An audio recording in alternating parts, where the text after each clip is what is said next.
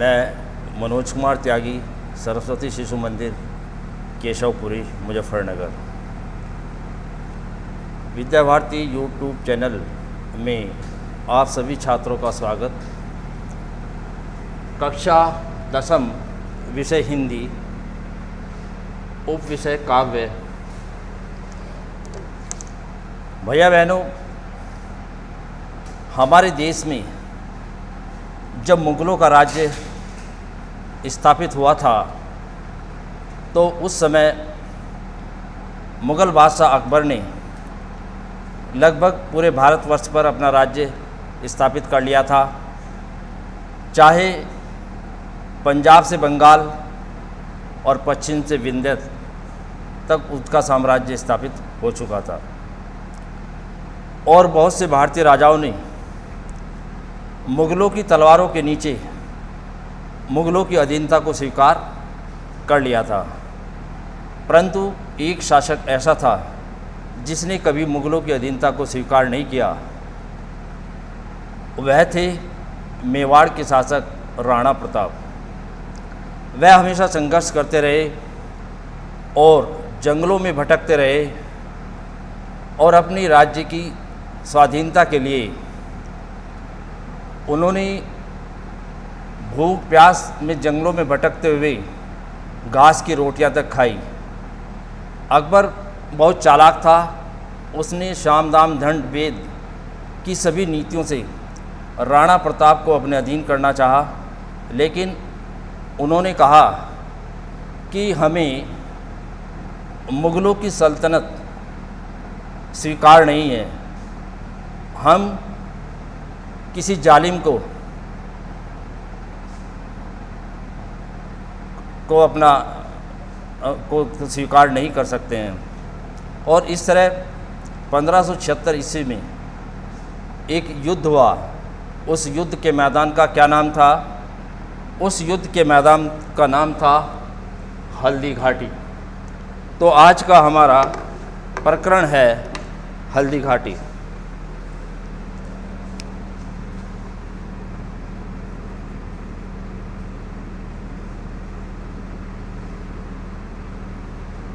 हल्दी घाटी।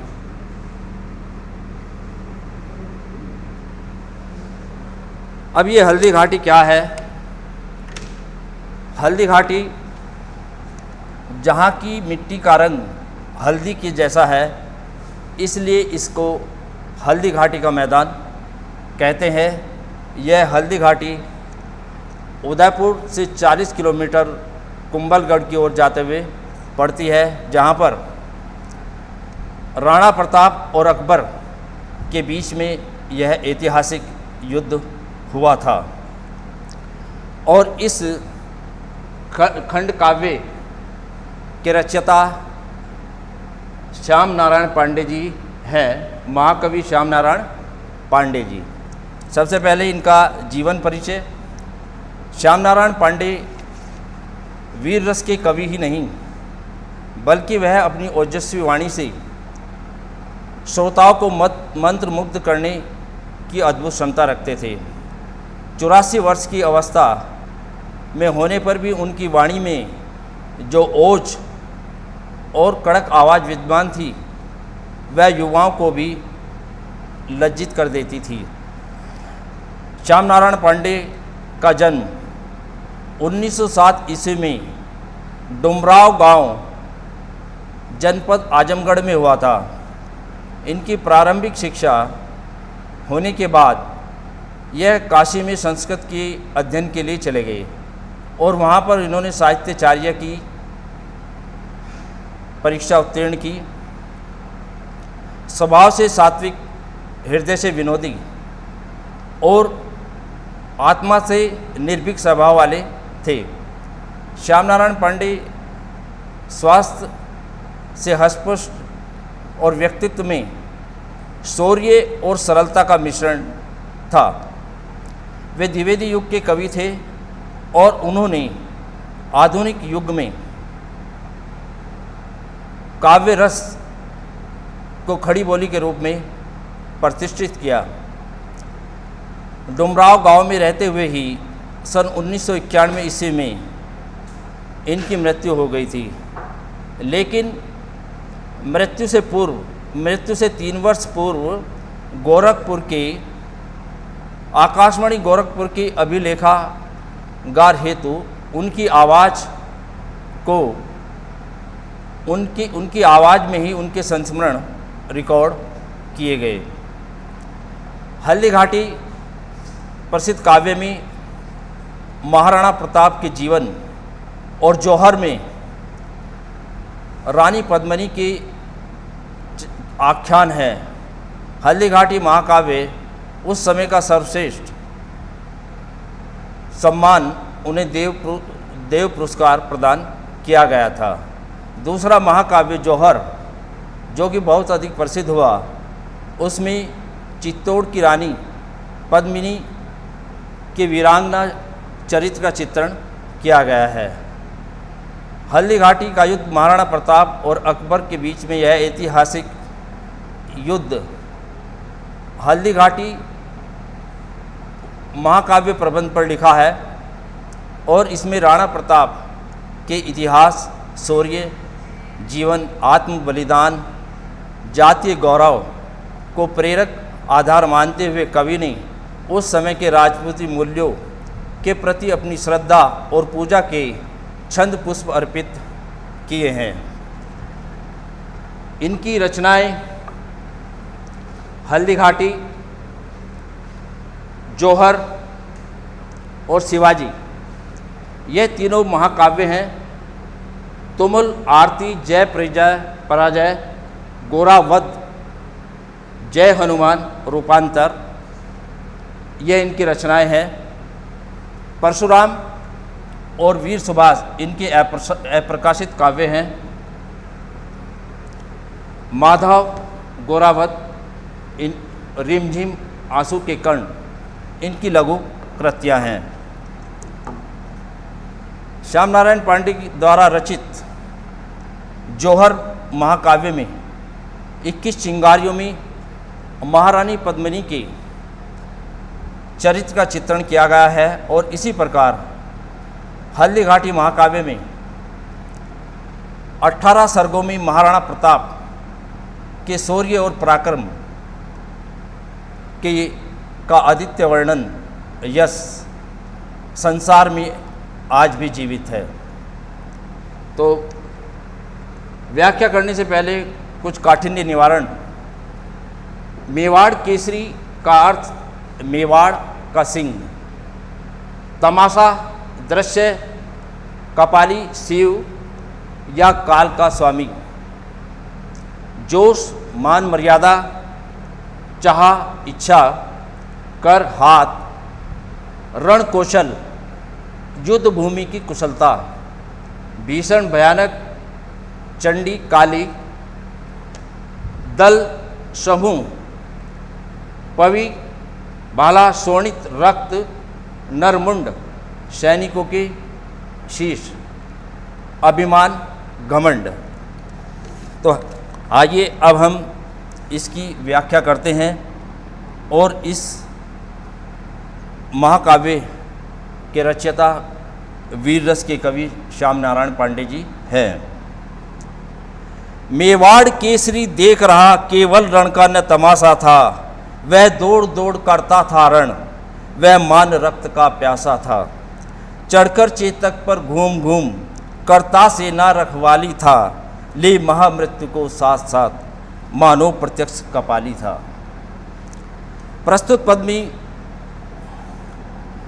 वीर रस के कवि श्याम नारायण पांडे जी ने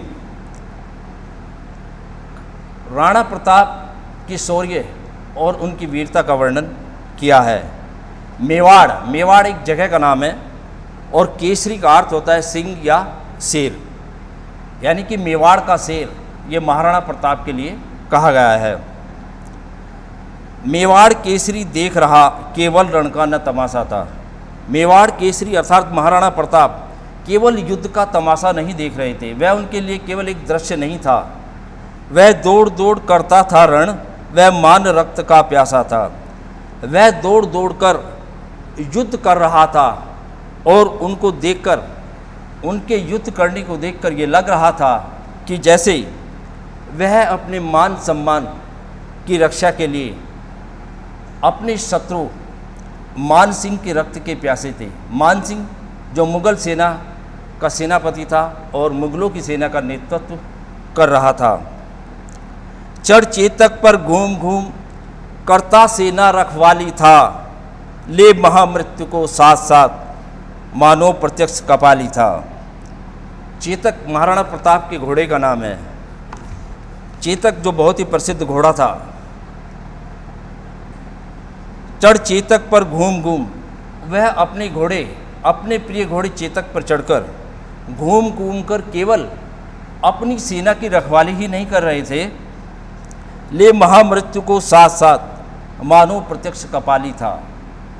वह इस प्रकार युद्ध कर रहे थे जैसे कि उन्होंने अपनी मृत्यु को हथेली पर रखकर, और उनके युद्ध करने को देखकर ऐसा लग रहा था जैसे कि प्रत्यक्ष रूप से महाकाल अर्थात शिव ही तलवार लेकर युद्ध भूमि में रण करने के लिए उतर गए हैं।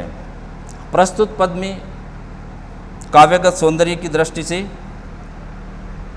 भाषा, खड़ी बोली,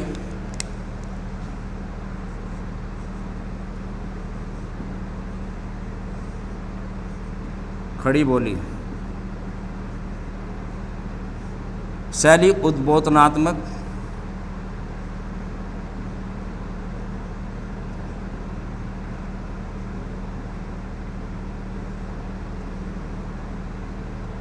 रसवीर, अलंकार, अनुप्रास और मानो जो शब्द आया है, जहाँ मनु मानो जनु जानो शब्द आते हैं वहाँ उत्प्रेक्षा अलंकार होता है।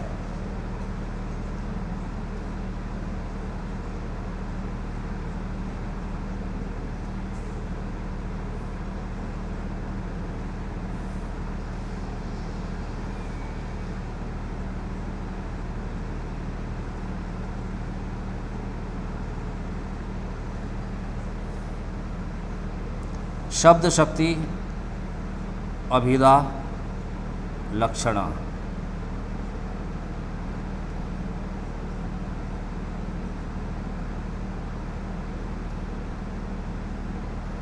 छंद, गेय पद।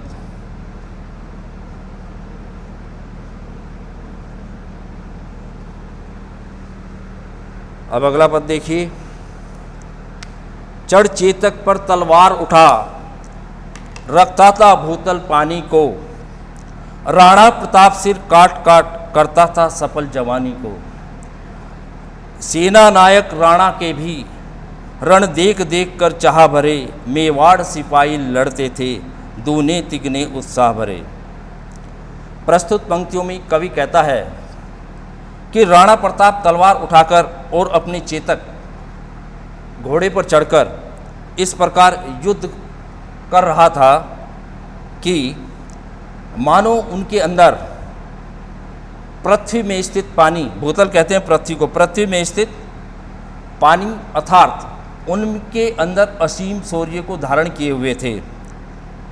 अर्थात वह इस प्रकार युद्ध कर रहे थे कि ऐसा लग रहा था जैसे उनमें असीम साहस प्राप्त होता हुआ दिखाई दे रहा था। राणा प्रताप सिर काट काट करता था सफल जवानी को, और राणा प्रताप शत्रु सेना के सैनिकों के सिर काट काट कर वह ऐसा पराक्रमी वीर था जो शत्रु सेना के सैनिकों के सिरों को काट काट कर अपनी जवानी का वास्तविक परिचय देता था, और अपनी जवानी के कारण ही उन्हें सफलता प्राप्त हो रही थी।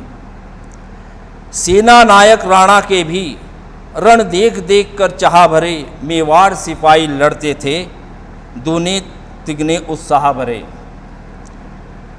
राणा प्रताप के युद्ध कौशल को देखकर उनके जो सेनापति थे वह भी उत्साह में भरकर राणा प्रताप को युद्ध करते हुए देखकर वह भी अधिक उत्साह में भरकर युद्ध करने लगे। मेवाड़ सिपाही लड़ते थे दूने तिगने उत्साह भरे। और जो मेवाड़ के सिपाही थे वह अपने सेना नायक और राणा प्रताप को देखकर वह दुगने तिगने उत्साह से युद्ध कर रहे थे। प्रस्तुत पद में अनुप्रास और पुनरुक्ति प्रकाश अलंकार है।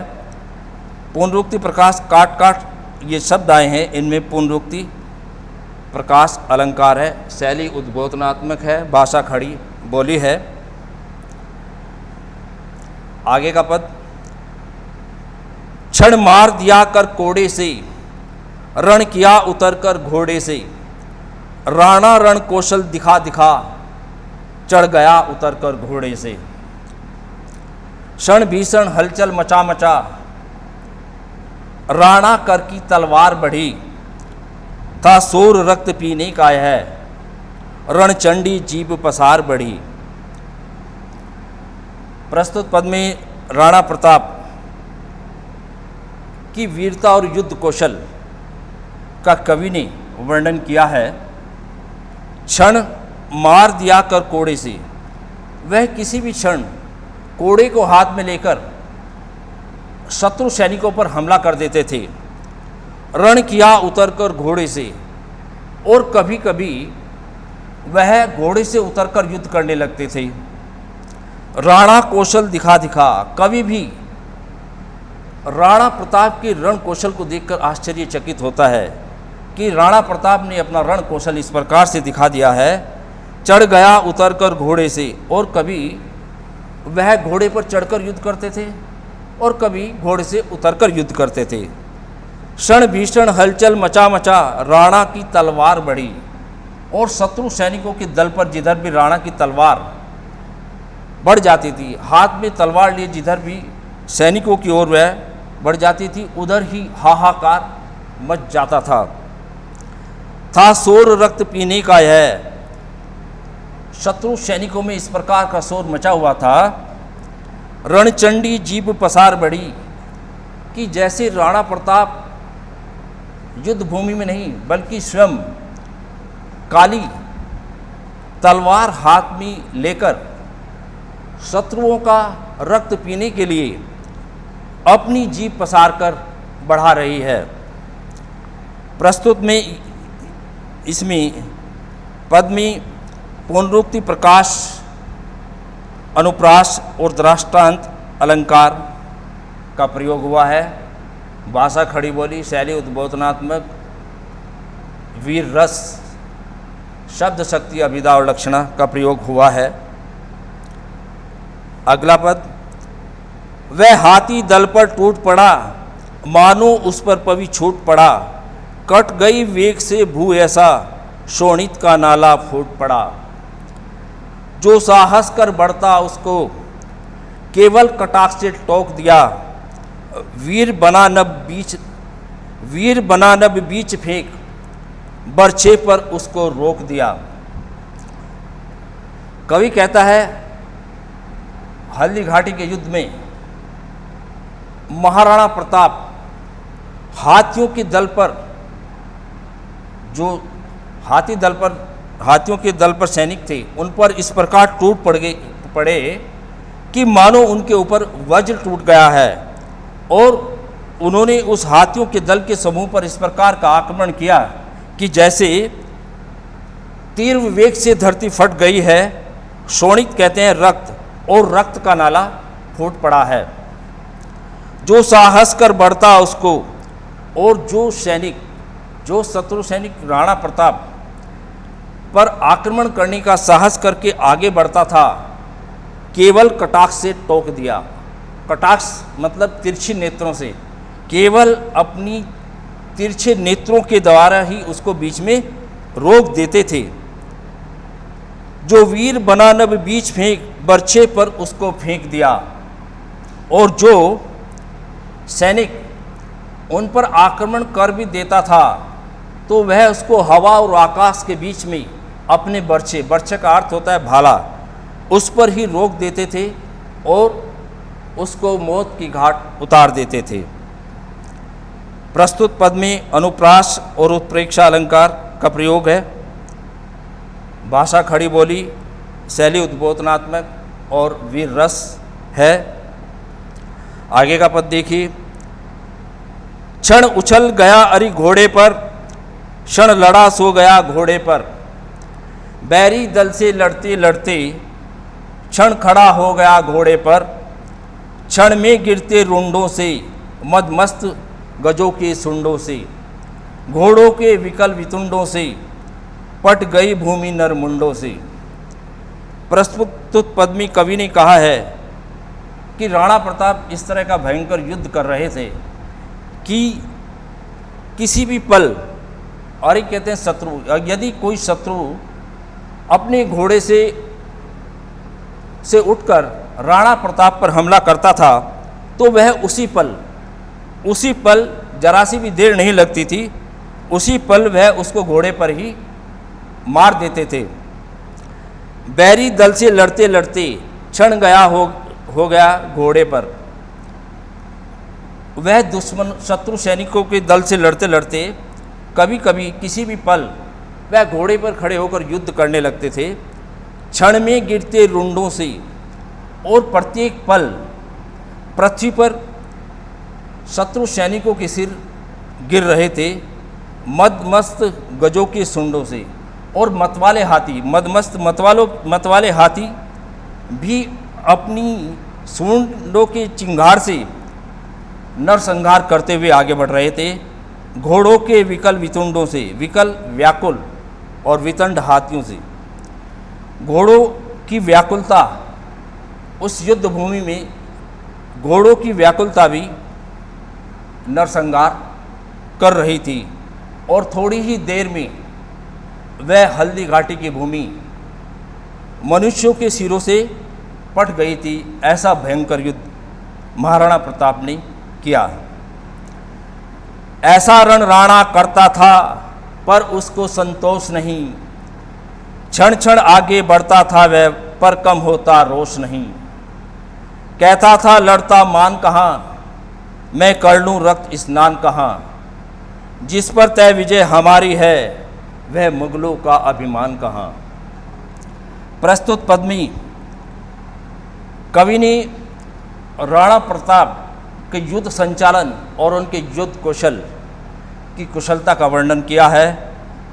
कवि कहता है कि राणा प्रताप ने ऐसा युद्ध किया, और उस युद्ध में वह अपने आप में और भी अधिक निखार लाना चाहते थे, और इस प्रकार का इतना अच्छा युद्ध करने के बाद भी उन्हें संतोष नहीं था, वह संतुष्ट नहीं थे।